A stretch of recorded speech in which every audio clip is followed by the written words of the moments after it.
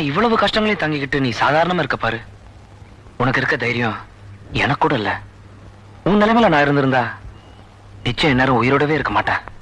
ஆமா மேன், நான் உயிரோட தான் இருக்கேன். நான் எதுக்காக சாகணும்? யாருக்காக தற்கொலை பண்ணணும்? தற்கொலை பண்ணிக்கிறதுக்கு நான் என்ன தப்பு செஞ்சேன்? நான் காதலிச்சது தப்பா?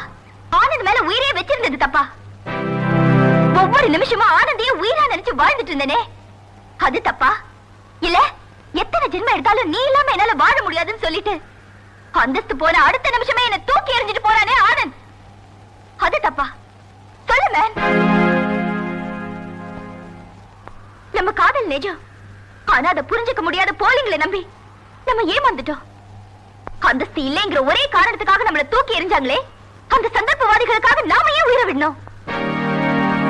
எப்ப காதல் முக்கியம் இல்ல பணம் தான் முக்கியம்னு ஆனந்த் சொன்னானோ அப்பவே எனக்குள்ள ஒரு வேகம் பிறந்துச்சு. எந்த அந்தஸ்து இல்லைன்னு நீ என்ன தூக்கி எறிஞ்சியோ அதே அந்தஸ்தோட முன்னால வாழ்ந்து காட்டுறேன் பாருன்னு ஒரு வைராகியம் பிறந்துச்சு. ஏன் அது உனக்கு வரக்கூடாது? சொல்லு மேன்.